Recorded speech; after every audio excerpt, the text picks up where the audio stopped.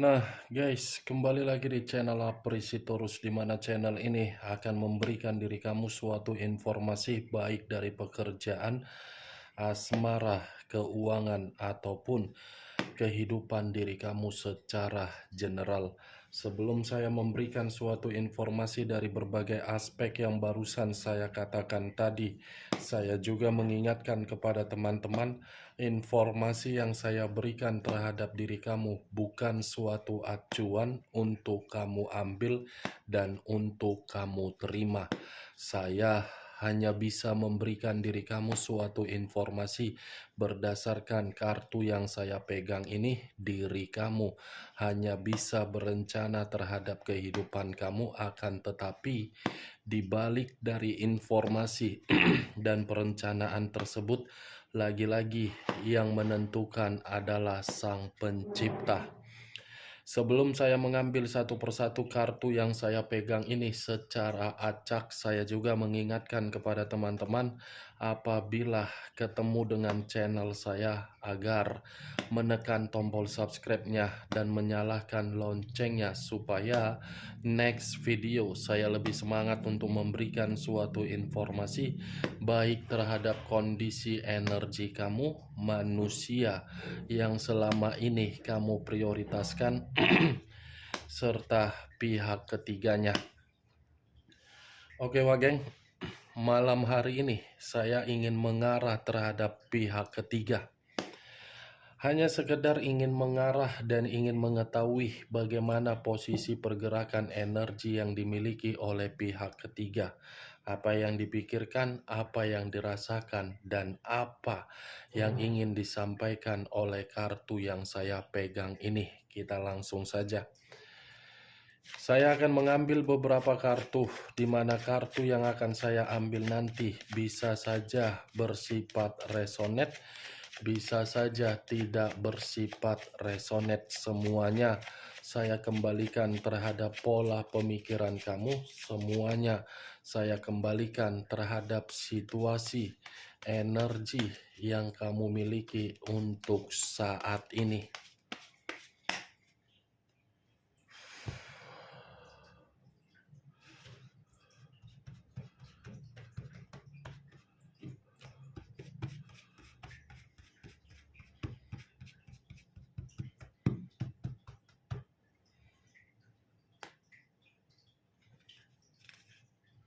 Muncul kartu ini. Sekali lagi saya mengatakan, muncul kartu yang saya pegang ini. Di mana kemunculan kartu yang saya pegang ini seperti memberikan suatu isyarat atau gambaran yang dimana gambaran tersebut berasal dari kondisi pemikiran. Kondisi pemikiran yang bisa saja untuk malam hari ini saya kategorikan sepertinya ada satu bentuk kecerobohan yang dilakukan oleh pihak ketiga baru-baru ini, di mana kecerobohan tersebut bisa saja saya mengategorikan membuat posisi diri dia tidak nyaman dan membuat kondisi komitmen tersebut ketika bersama manusia itu sedang merasa berantakan. Muncul kartu The Hierophant. Kata The Hierophant, pendeta laki-laki. Kalau saya mencoba untuk menarik dari kata The Hierophant ini lebih mendominasi terhadap komitmen yang dilakukan oleh pihak ketiga. Di mana komitmen itu bagi saya melihat, saya rasa komitmen itu bukan lagi memberikan suatu bimbingan atau arahan agar komitmen itu mendapatkan situasi yang nyaman. Tetapi bisa saja pihak ketiga sedang berusaha untuk meyakinkan manusia tersebut kembali, di mana tindakan yang dilakukan oleh pihak ketiga tersebut merupakan upaya agar manusia itu bisa percaya kembali terhadap pihak ketiga. Kalau saya mencoba untuk menarik dari kata kecerobohan yang saya katakan tadi, bisa saja kecerobohan itu ada kaitan dari tindakan yang dilakukan oleh pihak ketiga untuk berusaha meyakinkan manusia itu agar manusia itu bisa bertahan di dalam komitmen tersebut. Muncul 10 tongkat. Terdiri dari 10 tongkat. Kalau saya mencoba untuk menarik satu tongkat dari ke-10 tongkat yang barusan saya katakan, satu tongkat yang saya tarik ini, saya rasa ini pihak ketiga lagi merasa banyak beban, lagi merasa ada tanggung jawab yang begitu sangat berat yang sedang dia pikul. Tetapi kemunculan kartu ketiga ini, kalau saya kaitkan di dalam komitmen tersebut, bagi saya komitmen itu suatu komitmen yang berdasarkan dari unsur keterpaksaan, karena komitmen itu sudah benar-benar sedang tidak memberikan kenyamanan. Muncul kartu Nine of Swords. Nine of Swords terdiri dari 9 pedang. Kalau saya mencoba untuk menarik satu pedang dari ke-9 pedang yang barusan saya katakan, ini 9 pedang ini seperti membuktikan kondisi pihak ketiga lagi benar-benar penuh dengan masalah. Di satu sisi penuh dengan masalah, di satu sisi pihak ketiga seperti menerima ancaman, di satu sisi komitmen tersebut seperti memberikan suatu penyesalan, di satu sisi komitmen itu memberikan suatu tingkat kesetresan yang begitu sangat mendalam. Karena kemunculan kartu Nine of Swords yang terdiri dari 9 pedang ini lebih mendominasi terhadap kondisi pemikiran yang dimana pemikiran itu sangat-sangat berantakan.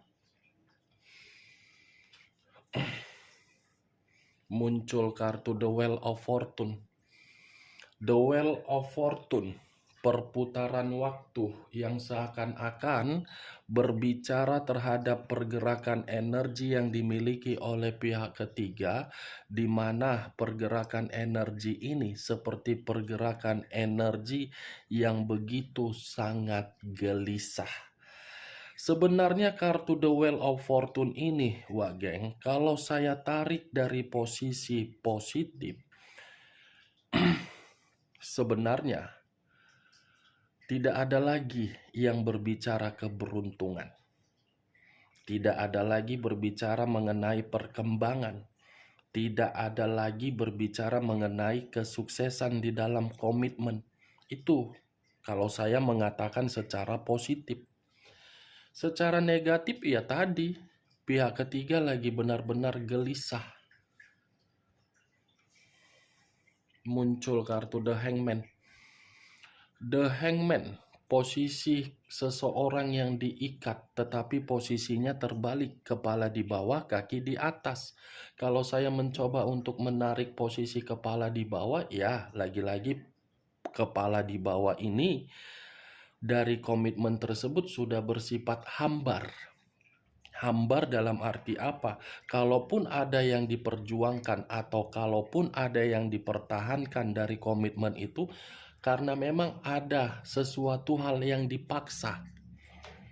Karena komitmen itu bagi saya komitmen yang sudah bersifat keras kepala. Kenapa saya mengatakan keras kepala? Kaki yang diangkat ke atas. The Chariot, unsur air, berlambangkan 3 zodiak, Pisces, Cancer, dan Scorpio. Kalau saya mencoba untuk mengesampingkan ketiga zodiak yang barusan saya katakan, munculnya kartu The Chariot ini seperti memberikan suatu gambaran ini pihak ketiga lagi frustasi. Bukan hanya merasa terbebani, merasa stres, depresi, tetapi komitmen itu sudah bersifat frustasi. Kalaupun memang pihak ketiga merasa depresi atau stres atau frustasi, itu sudah selayaknya karena dia sudah memberikan suatu pengaruh negatif terhadap orang lain. Tetapi situasi yang saya katakan ini bukan dalam arti 100% dirasakan oleh pihak ketiga, bisa saja 75% dirasakan pihak ketiga, 25% dirasakan oleh manusia tersebut, karena manusia itu menganggap komitmen tersebut membuat diri dia seperti ingin pergi.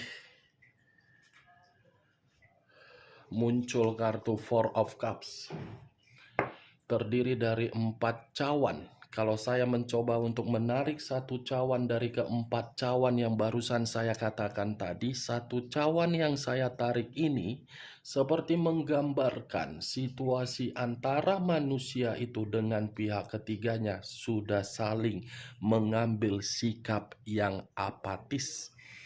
Apatis dalam arti apa? Sudah tidak mau memperdulikan, sudah bersifat egois, sudah tidak lagi memberikan rasa simpati atau empati. Tetapi di sisi lain, kartu yang saya pegang yang barusan saya angkat ini memberikan suatu gambaran di mana gambaran itu berasal dari kondisi pemikiran pihak ketiga lagi-lagi. Kenapa saya mengatakan hal tersebut? Karena Four of Cups ini ada yang sedang dilamunkan oleh pihak ketiga. Seperti ada yang sedang direnungkan, seperti ada yang sedang diratapi. Itu dia, Wak Geng. Muncul unsur air. Unsur air kembali dan masih berlambangkan 3 zodiak kembali. Pisces, Cancer, dan Scorpio. Di mana kemunculan kartu yang saya angkat ini seperti memberikan suatu sinyal, di mana sinyal tersebut saya rasa ada kesensitifan yang begitu sangat mendalam. Pantas saya mengatakan komitmen itu sudah bersifat apatis, hambar, stres karena memang saling sensitif. Muncul kartu 2 cawan. Kiri dan kanan, kanan dan kiri. Kalau saya mencoba untuk menarik satu cawan dari kedua cawan yang barusan saya katakan, satu cawan yang saya tarik ini menggambarkan sepertinya ini pihak ketiga sedang menunggu satu keputusan.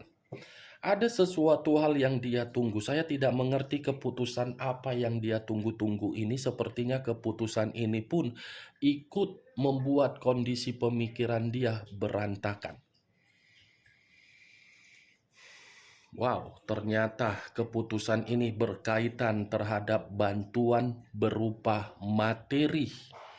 Berarti manusia pihak ketiga, walaupun komitmen itu sudah benar-benar membuat diri dia seperti orang yang stres, depresi, seperti orang yang tidak karu-karuan, lagi-lagi pihak ketiga ini membutuhkan dan menunggu agar manusia itu memberikan materi.